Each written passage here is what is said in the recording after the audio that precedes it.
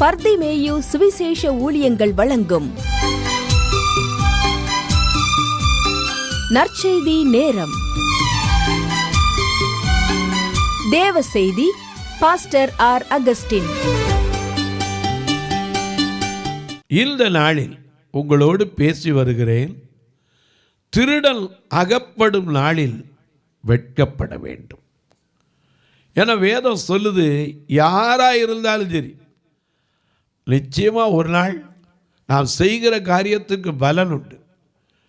வேதம் சொல்லுது, ஐயா அநியாயம் செய்கிறவன் இன்னும் கொஞ்சம் செய்யுங்கப்பா, அக்கிரமம் செய்கிறவன் இன்னும் கொஞ்சம் செய்யுங்கப்பா, அசுத்தமாக இருக்கிறவன் இன்னும் இருங்கப்பா, நீதி செய்கிறவங்க நீதி செஞ்சுக்கிட்டே இருங்க, உங்கள் கிரியைக்கேற்ற பலன் உண்டு என்று வேதம் தெளிவாய் சொல்லுகிறது. ஆனால் அதே சமயத்தில் திருடுறாங்களே, ஒருத்தர் ஏமாத்துறாங்களே, இதுக்கெல்லாம் பலன் உண்டா?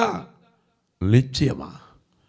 உங்கள் வேதாகமத்தை தயவு செய்து கையிலே எடுத்துக்கொண்டு யோசுவாவின் புஸ்தகம் 7ஆம் அதிகாரம் 12வது வசனத்தை கையில் எடுத்து எல்லாரும் வச்சுருக்கீங்களா? உங்கள் வேதாகம் எங்கே இருந்தாலும் இந்த நிகழ்ச்சியை பார்க்கும்போது ஒருவேளை நான் சொல்கிறது சரியாக இருக்கா அப்படின்னு பார்க்குறக்காவது நீங்கள் எடுத்து கையில் வைத்துக்கொண்டு யோசுவா 7ஆம் அதிகாரம் 12வது வசனத்தை அப்படி எல்லாரும் தேடி எடுக்கிற வரைக்கும் நீங்களும் நானும் பாடுவோமா?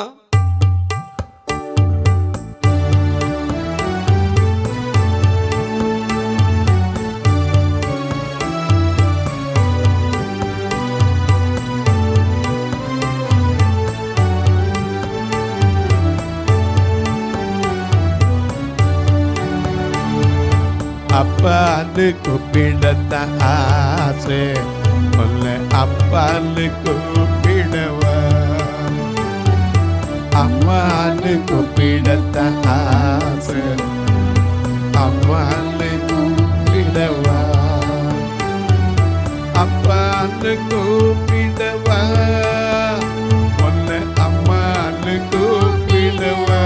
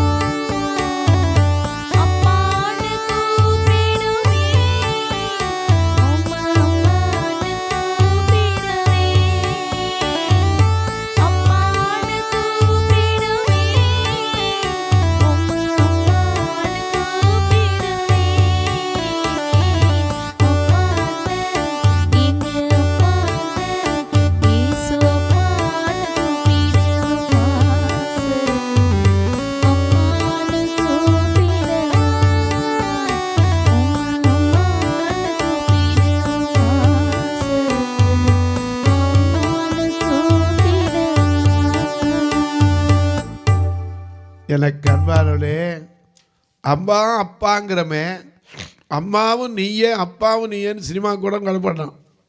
ஆனால் அப்படி அம்மாவும் அப்பாவை எத்தனை பேர் ஏமாத்துறோம்? எத்தனை பேர் ஏமாத்துறோம்? ஒரு நாள் அகப்படும் போது வெட்கப்பட்டுக்கிறோம். ஒரு சமயத்தில் ஒரு பெண் இருந்தாள். அவள் தாய்க்கு கண்ணு தெரியாது. ஆகையினால தாய் ஒரு நாள் கெஞ்சினான். எப்படி கெஞ்சினான்? பிரதர், என் மக +2 முடிச்சிருக்கிறா, எப்படியாவது ஒரு நர்சிங் படிக்க வச்சுட்டிங்கன்னா பிற்காலத்தில் அவளுக்கும் நல்ல உதவி, நானும் முதிர் வயது காலத்தில் நல்லா இருப்பேன். என்னால் படிக்க வைக்க முடியாது, ஆனால் அவள் ஆசைப்படுறா, நர்சிங் படிக்கணுங்கிறா, எப்படியாவது ஹெல்ப் பண்ண முடியுமா அப்படின்னு கேட்டாள். எனக்கும் பார்த்தேன், கல்விக்கு நிச்சயமாக தடை சொல்லக்கூடாது. ஏன்னா ஒவ்வொரு தகப்பனாக இருந்து நாம் பார்த்தோம்னா தகப்பனுடைய கடமை அன்ன வஸ்திர விவாகம் அப்படின்னு வேதம் சொல்லுது. அறிவையும் கொடுக்கணும், கல்வியை கொடுக்கணும். ஆகையினால சரிம்மா படிக்க வைப்போம்னு சொல்லி சில வேறிடத்தில் அணுகி அவர்களுக்கு ஃபீஸை கட்டி பள்ளிக்கூடத்தில் சேர்த்தேன். ஒரு நாள் அவளுக்கு அரசாங்கத்திலேருந்து ஒரு உதவித்தொகை 5000 ரூபா ஸ்காலர்ஷிப் வந்துச்சு. ஏன்ட்ட கொண்டு சொன்னால், அங்கிள் ஸ்காலர்ஷிப் வந்திருக்கு, இந்தாங்க எல்லாம். நான் சொன்னேன், எனக்கு வேண்டாம், உங்கள் அம்மா 2 கண்ணும் தெரியாதவங்க. ஏன்னா அந்த தாய் பீடி சுற்றி தான் உன்னை சம்பாரித்து இத்தனை நாள் வளர்த்துருக்கா. ஏன்னா சில கிராமங்களில் இன்றைக்கி அந்த தொழில் இருக்குது. கண்டவளையில் போய் பாருங்கள், அதெல்லாம் இருக்கத்தான் செய்யுது. அதே போல் திருநெல்வேலி மாவட்டத்தில் முக்குடல் பல பகுதிகளில் இதுதான் தொழிலாக இருக்குது. இதை வச்சு சுற்றி தான் உன்னை, அந்த பீடி சுற்றி தான் உன்னை காப்பாற்றிருக்கா. ஏன்னா புருஷன் இல்லை, உங்கள் அம்மாட்ட கொண்டு கொடுங்க. அவ்வளோதான் இவன் வச்சுட்டு போனவ.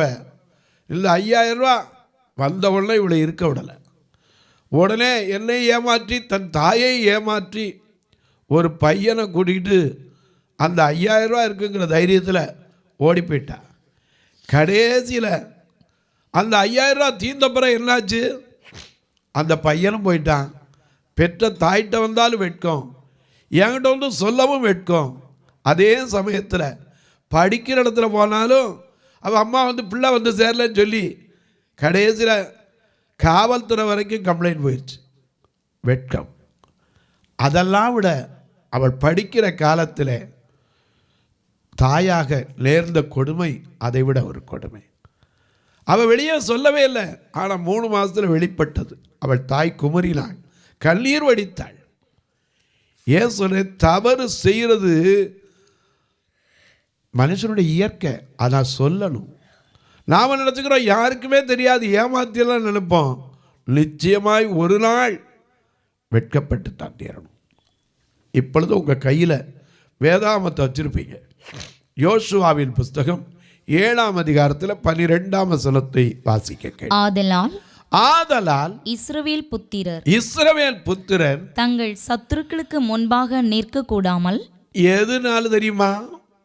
ஏன்னா உன் சத்துருக்களுக்கு முன்பாக உனக்கு ஒரு பந்தியை ஆயத்தப்படுத்தி உன் தலையை எண்ணெயால் அபிஷேகம் பண்ணுவார் என்று தாவீது சங்கீதக்காரன் பாடினான். ஏன்னா சத்துருக்கள் மத்தியில் கர்த்தர் உயர்த்துவார். 1 கொரிந்தியர் 16:9 வாசிக்கிறோம், இங்கே எனக்கு பெரிதும் அனுகூலமுமான கதவு திறக்கப்பட்டிருக்கிறது அப்படின்னு சொல்லிட்டு நிப்பாட்டல. விரோதம் செய்கிறவர்களும் அநேகர் இருக்கிறார். அப்படிப்பட்ட இடத்துல அனுகூலமான கதவுகளை திறக்கிற தேவன்.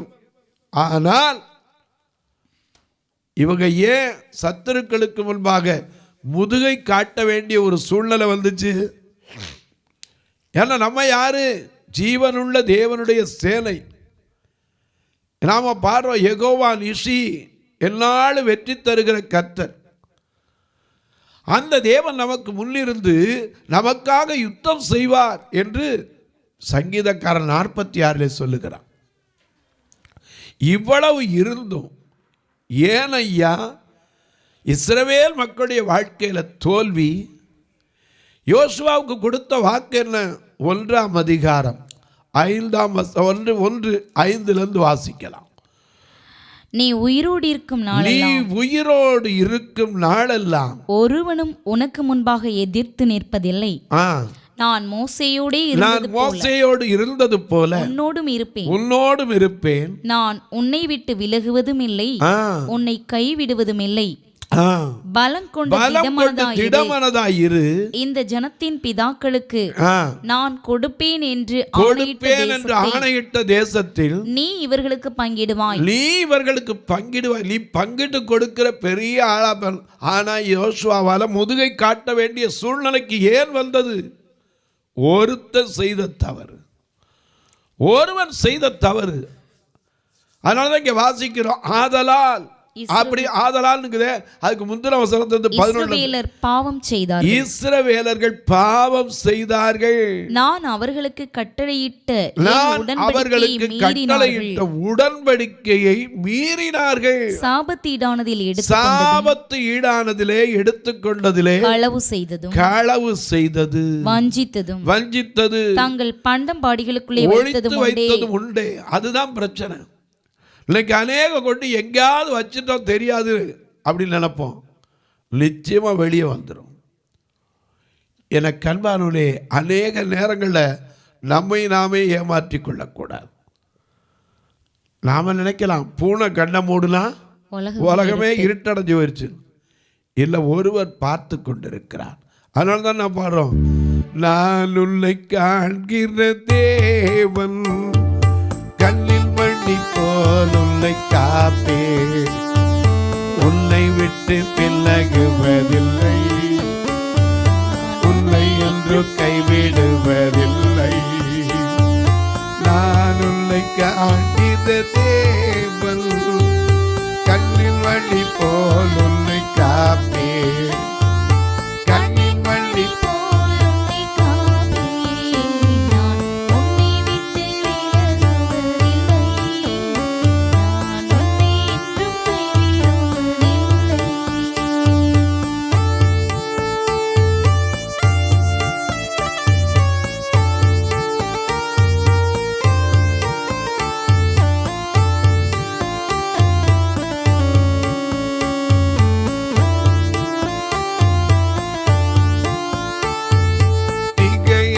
கலங்காதே மகளே, நான் உன்னுடன் இருக்க பயமே. திகையாதே கலங்காதே மகனே, நான் உன்னுடன் இருக்க பயமே. அற்புதங்கள் நான்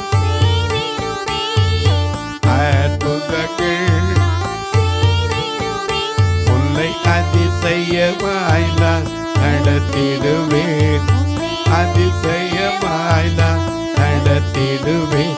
நான் உன்னை விட்டு விலகுவதில்லை, உன்னை என்று கைவிடுவதில்லை.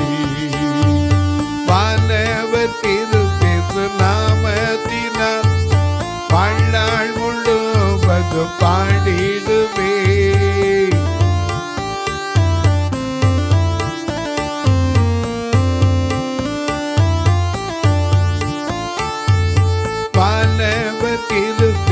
நாமத்தினா வாழ்நாள் முழுவது பாடிடுவே. அருகையில் அவரோடு இணைந்து என்றும், அருகையில்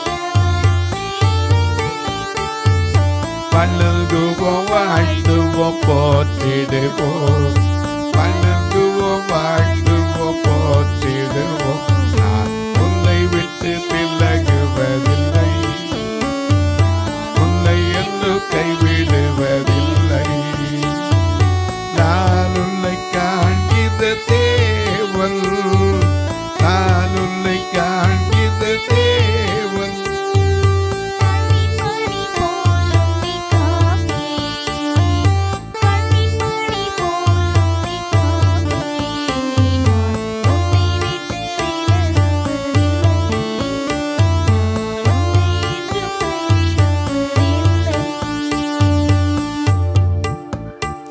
இந்த வாக்கை யோசிச்சு பாருங்க. நான் உன்னை விட்டு விலகுவதும் இல்லை, உன்னை கைவிடுவதும் இல்லை. அப்ப நம்ம கூடத்தானே இருக்காரு. அதனால்தான் நான் சங்கீதக்காரன் சொல்றான், வானத்துக்கு ஏறினாலும் அங்கேயும் நீர் இருக்கிறீர், பாதாளத்தில் படுக்கை போட்டாலும் நீர் அங்கேயும் இருக்கிறீர். உம்முடைய ஆவிக்கு மறைவாய் எங்கே போவே, எங்கே ஓடுவே, உம்முடைய சமூகத்தை எங்கே ஓடுவே. எங்க ஓட முடியும்? ஒரு பழமொழி சொன்னாங்க, ஓந்தான் எது வரைக்கும் ஓடும்? வேலி வரைக்கும். அதுக்கு மேலே ஓட முடியுமா? நாம் இன்னைக்கு ஒரு தவறு பண்ணிட்டு ஓடினா அந்த தவறு நம்ம கூட தாங்க ஓடி வரும். எவ்வளவு வேகமாக ஓடுறோமோ அவ்வளோ தவறு கூடயே தான் வரும். ஏன்னா நம்முடைய மனசு அந்த இடத்த விட்டு என்ன செய்யாது, அந்த தவறு தான் இருக்கும். ஒன்றை தெரிஞ்சுக்கங்க, திருடுனா அகப்பட வேண்டிய நாளில் வெட்கப்படணும். ஒரு நாள் அகப்பட்டு தீரணும். இங்கே பார்க்கிறோம், இஸ்ரவேலர்களுக்கு ஆண்டவர் சொல்லியிருந்தார். என்ன சொல்லியிருந்தார்? யோசுவாவின் புஸ்தகம் 6ஆம் அதிகாரம் 18வது 19வது வசனத்தை, சாபத்தீடானதில் ஏதாகிலும் எடுத்துக்கொள்ளுகிறதினாலே நீங்கள் சாபத்தீடாகாதபடிக்கு இஸ்ரவேல் பாளையத்தை சாபத்தீடாக்கி, அது மட்டுமல்ல அந்த பாளையத்தை சாபத்தீடாக்கி அதை கலங்க பண்ணாதபடிக்கு நீங்கள் சாபத்தீடானதற்கு மாத்திரம் எச்சரிக்கையாய் இருங்கள். ஆண்டவர் சொல்லி இருந்தார். சொல்லாட்டா பரவாயில்ல. ஏன்னா எரிகோ முன்னாடி போய் நிற்கிறாங்க. இந்த எரிகோவில் தான் சொல்றார். ஏன்னா எரிகோ கோட்டை எப்படி இருந்தான்? 6ஆம் அதிகாரம் யோசுவா 6:1-2 வசனத்தை, எரிகோ இஸ்ரவேல் புத்திரருக்கு முன்பாக அடைக்கப்பட்டிருந்தது. ஒருவர் வெளியே போகவும் இல்லை, ஒருவரும் உள்ளே வரவும் இல்லை. ஆமா, நாம பாடுறோம் இல்லையா? எல்லாத்துக்கும் பாடிச்சிடுவோம். என்ன பாடுறோம்? எரிகோ மதிலும் முன்னே வந்தாலும் இயேசு உந்தன் முன்னே செல்கிறார். எரிகோ மதிலும் முன்னே வந்தாலும் இயேசு உந்தன் முன்னே செல்கிறார். கலங்கிடாதே, திகைத்திடாதே,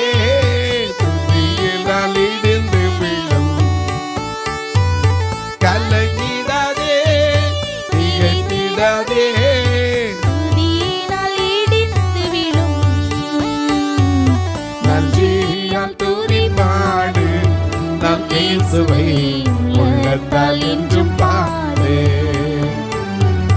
நன்றி அந்துதி பாடு, நம் இயேசுவை உள்ளத்தால் என்றும் பாடு. நல்ல கவனிங்க. இஸ்ரவேல் புத்திரருக்கு முன்பாக ஒரு பெரிய தடை. என்னது? எரிகோ. முதல்ல வந்தது செங்கடல், இரண்டாவது வந்தது என்னது? யோர்தான். மூன்றாவது வந்தது எரிகோ. இந்த எரிகோ ஏறவும் முடியாது, இங்கிட்டு இருந்து அங்கிட்டு போக முடியாது. ஏன்னா அவ்வளவு பெரிய மதில். அதில் தான் அலங்கத்தில் தான் ராகாப் என்ன செய்தா? குடியிருந்தாள். ஆனால் அவள் நீதி உள்ளவளாக்கப்பட்டு விட்டாள். ஏன்னா அவளை இந்த எரிகோவை வேவு பார்ப்பதற்கு யோசுவா ஆட்களை அனுப்பி இருந்தபோது ராகாப் அவர்களை ஏற்றுக்கொண்டு ஒழித்து வேறு வழியாய் அனுப்பிவிட்டதினாலே அவள் செய்த அத்தனை தவறு மன்னிக்கப்பட்டு நீதி உள்ளவளாக்கப்பட்டாள். கிரியையினால இந்த ராகாப் குடியிருக்க அளவுக்கு, வீடு கட்டுற அளவுக்கு மட்டுமில்ல, அது மேலே ரதங்கள் ஓடக்கூடிய அளவுக்கு பெரிய சுவர். இன்னைக்கு உலக அதிசயங்களில் ஒன்று சீன பெருஞ்சுவருங்கிறோம். ஆனால் அதை விட எரிகோ கோட்டை.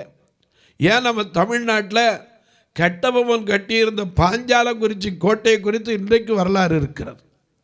ஆங்கிலேயர் பார்த்து சொன்னாங்க, இந்த மண் கோட்டையை வச்சுக்கிட்டு தானே மனக்கோட்டை கட்டுறான்னாங்க. அப்படிப்பட்ட கோட்டைகள். எனக்கு அன்பான சங்கீதக்காரன்னு சொல்கிறான் ஒரு கோட்டையை குறித்து 103 அவர் என் 91ஆம் சங்கீதத்தில் அவர் என் கோட்டை, என் தேவன், நான் நம்பி இருக்கிறவர் என்று சொல்லுவேன் சொல்றார்ல. என் தேவன், என் கோட்டை, நான் நம்பி இருக்கிறவர். ஏன்னா கோட்டைங்கிறது பாதுகாப்பு. அந்த நாட்களில் அரசர்கள் எல்லாம் பெரிய கோட்டைகளை கட்டி வச்சுருப்பாங்க, அகழிகளை தோண்டி வச்சுருப்பாங்க. அந்த அகழிகளுக்குள்ளே இருந்து வர முடியாதபடிக்கு நிறைய நீர் விட்டு முதலைகள்லாம் அதுக்குள்ளே கிடக்கும். மனுஷனே திங்கக்கூடிய முதலைகள். அப்படி இருந்த அரசாண்ட பாதுகாப்பு வைத்திருந்த கோட்டைகள் உண்டு. இன்றைக்கும் கரிகால பெருவளத்தால் கட்டின சோழன் கட்டின கல்லணை இன்றைக்கு நம்முடைய சரித்திரத்திலே பெயர் பெற்றிருக்கிறது. எனக்கு அன்பார்களே, கோட்டைகளை குறித்து அதிகமாய் பார்க்கிறோம். இந்த கோட்டை எரிகோ கோட்டை, ரெட் ஃபோர்ட். ஏன்னா டெல்லிக்கு போனீங்கன்னா செங்கோட்டை இருக்கிறது, லால்கிலா. செங்கோட்டை ஹிந்தியில் சொல்லுவாங்க, லால்கிலாம்பாங்க. அதைத்தான் ரெட் ஃபோர்ட்னு ஆங்கிலத்தில் சொல்கிறாங்க. இந்த செங்கோட்டையில் தான் நாம் சுதந்திர தினமாக இருந்தாலும் குடியரசு தினமாக இருந்தாலும் கொடியேற்றத்தை பார்க்கிறோம். ஒவ்வொரு கோட்டை உண்டு, எல்லை உண்டு. மும்பையை இந்தியாவின் மான்செஸ்டர் என்று சொல்லுகிறோம், வாயில் என்று சொல்லுகிறோம். என கண்பார்களே, எதிரிகள் புகாதபடிக்கு அந்தந்த கோட்டையில் காவல் நிற்கிற காவலர்கள் தங்கள் ஜீவனை வெறுத்து நிற்கிறதுனால இன்னைக்கு நாமளும் என்ன செய்ய முடியுது, நிம்மதியாக உட்கார்ந்து இருக்க முடியுது. கோட்டை என்பது மிக மிக அவசியம். இந்த எரிகோ கோட்டை என்பது இஸ்ரவேல் புத்திரருக்கு முன்பாக அடைக்கப்பட்டிருந்தது. ஒருத்தரும் உள்ளே போகவும் முடியாது, வெளியே வரவும் முடியாது. அப்படிப்பட்ட கோட்டையில் ஆண்டவர் தகர்த்து கொடுத்து சொல்லியிருந்தார். எப்போ அந்த எரிகோ உங்களுக்கு முன்னாடி இருக்கலாம், ஆனால் இதை சாதாரண மாற்றுவேன், ஒன்றுக்கு மட்டும் ஜாக்கிரதையாக இருங்க. இந்த தடைகளை மாற்றுறதுக்கு நான் உங்களுக்கு முன்னாடி போவேன், ஆனால் நீங்கள் ஒன்றுக்கு எச்சரிக்கையாக இருக்கணும். என்ன எச்சரிக்கையாக இருக்கணும்? சாபத்தீடானதிலே எதையும் தொட்டு நீங்களும் சாபத்தீடாயிடக்கூடாது, பாளையத்தையும் என்ன செஞ்சிடக்கூடாது, சாபத்தீடாக்கிடக்கூடாது. எச்சரிக்கையாக இருங்கண்ணா. ஆனால் எச்சரிக்கையாக இருந்தாங்களா? இல்லை. அதனால தான் வெட்கப்பட வேண்டிய அவசியம் வந்தது. தொலைக்காட்சியில் பார்க்கிற என் அன்பு மக்களே, வேதம் சொல்லுது, அவரை நோக்கி பார்த்தவர்கள் பிரகாசம் அடைந்தார்கள், அவர்கள் முகங்கள் வெட்கப்பட்டு போவதில்லை என்று எழுதப்பட்டிருக்கிறது. யோவேல் 2:26 வாசிக்கிறோம், நீங்கள் சம்பூர்ணமாய் சாப்பிட்டு திருப்தி அடைந்து உங்களை அதிசயமாய் கடத்தி வந்த கர்த்தருடைய நாமத்தை துதிப்பீர்கள், என் ஜனங்கள் ஒருபோதும் வெட்கப்பட்டு போவது இல்லை என்று வாக்கு கொடுத்திருக்கிறார். நாமளும் பாடுறோம், என் ஜனம் வெட்கப்பட்டு போவதில்லை. ஒரு நாள் தலைகுடிவு எனக்கு இல்லைங்கிறோம். ஏன் தலைகுடிவு வருகிறது? திருடல் அகப்படும் நாளில். எனக்கு அன்பானவர்களே, இந்த நிகழ்ச்சியை பார்க்கிற நீங்கள் ஒரு வார்த்தை இதுக்காக ஜெபம் பண்ணுறீங்களா? இது தொடர்ந்து வர்றதுக்கு, தேவைகள் சந்திக்கப்படுவதற்கு. ஏன்னா எத்தனையோ கண்ணுதறி அவங்க இன்றைக்கும் பெற்றோர், மற்றவர்கள், சொந்தங்கள் கைவிடப்பட்டவர்களுக்கு முடிந்த உதவிகளை செய்ய. இன்றைக்கி திருநெல்வேலியில் போய் பாருங்கள், எப்பவும் உள்ள 10 பேராது இருப்பாங்க. போன வாரம்லாம் ஒருத்தர் வந்திருந்தார், கண்ணும் தெரியாது, காலும் நடக்க முடியாது. ஏன்னா கீழே விழுந்தால கால் போச்சு, பிளேட்டு வச்சுருக்கு, அவரால் உட்கார முடியாது, எந்திரிக்க முடியாது. வந்தவொடனே கேட்டார், ஐயா என் பிள்ளையும் பார்க்கல, மனைவியும் பார்க்கல, மகனும் பார்க்கல, உங்களை கேள்விப்பட்டு நான் இங்கே வந்தையானார். நான் சொன்னேன், தாராளமாக வாங்க. ஏன்னா இயேசு சொன்ன ஒரு வார்த்தை உண்டு, என்னிடத்தில் வருகிற ஒருவரையும் புறம்பே தள்ளுவதில்லைனார். நாங்கள் தள்ளலை. அப்போ அவர் கேட்டார், ஐயா என்னால் கீழே உட்காந்து எந்திரிக்க முடியாது, கட்டில் இருக்காருனார். நான் சொன்னேன், கட்டிலுக்கு எங்கேயா நாங்கள் போவோம்? நானே ஒவ்வொருத்தருக்கும் வந்த ஒரு பாய் தான் என்னால் கொடுக்க முடியுது, கட்டிலுக்கு எங்கே போவோம்? அவர் சொன்னார், கட்டிலுக்கு நான் வந்து கேட்குறது தப்பாக நினச்சிக்காதீங்க, என் சூழ்நிலை அப்படின்னார். இப்படிப்பட்டவர்களுக்காக ஒரு வீல் சேர், ஒரு வாக்கர், இப்படிப்பட்ட காரியங்களுக்கு உதவலாம். கண்ணுதிரி அவங்களுக்கு கண்ணை போல உதவுகிற ஊன்றுகோலுக்கு உதவலாம். அது மட்டுமல்ல, மரித்தா கூட பார்வையற்றவங்களை சொந்தக்காரன் கை நீட்டி அடக்க மாட்டதில்லை, இந்த ஃபியூனரல் காரியங்களுக்கு உதவலாம். ஒவ்வொரு ஞாயிறும் சபைக்கு இவங்களை வேனில் தான் கூட்டிகிட்டு வருவோம். திருநெல்வேலியில் வந்து பாருங்கள், எல்லாரையும் சாப்பிட வச்சு தான் அனுப்புவோம். உங்கள் பிறந்த நாள், திருமண நாள் போன்ற நல்ல நாட்களிலே கர்த்தர் உங்களை ஏவினால் உதவலாம். ஆனால் திரும்ப சொல்லுவேன், கட்டாயம் அல்ல, விசனமாய. எப்படி உதவ? இதில் 2 நம்பர் வந்துக்கிட்டே இருக்கும், ஜிபே, ஃபோன்பே. இது வழியாக தொடர்பு கொள்ளலாம். ஒருவேளை ஐயா நான் பில்லு வச்சா உதவலாம் அப்படின்னீங்கன்னா ஒரு நம்பர் இருக்குது, அதை அடித்து பாருங்கள். 8438852500. இது வழியாக நீங்கள் தொடர்பு கொண்டு எனக்கு சொல்லுவீர்களானால் நிச்சயமாக உங்களுக்கு அந்த ரசீது கொடுப்போம். அதை நீங்கள் உங்கள் இடங்களிலே உபயோகப்படுத்தி கொள்ளலாம். உங்கள் ஜெபக்காரி எது இருந்தாலும் காலை 10லேருந்து 5க்குள்ளே சொல்லுங்கள். இப்போ உங்களுக்காக ஜெபிக்கட்டுமா? நல்ல பிதாவே, நன்றியோடு துதிக்கிறோம் சுவாமி. இந்த நல்ல நாளிலே நாங்கள் கற்றுக்கொள்ள வேண்டிய ஒரு சத்தியம், ஆண்டவர் காண்கிறவர் என்பதை அறிந்து நாங்கள் என்ன செய்தாலும் ஒரு நாள் அகப்பட்டால் வெட்கப்பட வேண்டும் என்கிறதை உணர்ந்து, தேவன் காண்கிறார், எங்களை பார்க்கிறார், அவர் அறிந்திருக்கிறார், அவர் அறியாமல் ஒன்று எங்கள் வாழ்க்கையில் வருவதில்லை என்பதை உணர்ந்து நடக்க ஒவ்வொருவருக்கும் ஞானத்தை கொடு. இந்த ஊழியத்தை தாங்குகிற, ஜெபிக்கிற, கொடுக்கிற எல்லா மக்களும் ஆசீர்வதி. பிறந்த நாள், திருமண நாளை நினைவு கூறுகிறவர்களுக்காக ஜெபிக்கிறேன். அவர்களுக்கு எல்லா நிலையிலும் அற்புதம் செய். இயேசுவின் நாமத்தில் பிதாவே, ஆமென். சபை ஆராதனை ஞாயிறு காலை 10 மணி முதல் 12 மணி வரை. இடம் பர்திமேயு சுவிசேஷ ஆலயம், அன்னை சத்யா நகர், இளமனூர் அஞ்சல், சக்கிமங்கலம் வழி, மதுரை மாவட்டம். பின்கோட் 625201 மற்றும் பர்திமேயு சுவிசேஷ ஜெப வீடு, flat number 107, Eden garden, Muthur, Tirunelveli. Pin code 627011. சிறப்பு உபவாச கூட்டம் ஒவ்வொரு மாதமும் 2வது சனிக்கிழமை காலை 10 மணி முதல் 1 மணி வரை நாகர்கோவில் YMCA ஹாலில் வைத்து நடைபெறுகிறது. மற்றும் ஒவ்வொரு மாதமும் 4வது சனிக்கிழமை காலை 10 மணி முதல் 1 மணி வரை திருநெல்வேலி புதிய பேருந்து நிலையம் அருகில் உள்ள கிரேஸ் ஹாலில் வைத்து நடைபெறுகிறது. எங்கள் எல்லா ஆராதனைகளிலும் கலந்து கொண்டு தேவனை மகிமைப்படுத்த அன்பாய் அழைக்கிறோம். உங்கள் உதாரத்துவமான காணிக்கைகளினால் இவ்வூழியத்தை தாங்க விரும்பினால் R Augustine, account number 5021364331, IFSC code IDIB 000B066, Indian bank, BP Kulam, Madurai. GPay number 9842181917, BGM ministries மற்றும் 9442559772, பிளைண்ட் மினிஸ்ட்ரீஸ் அகஸ்டின்.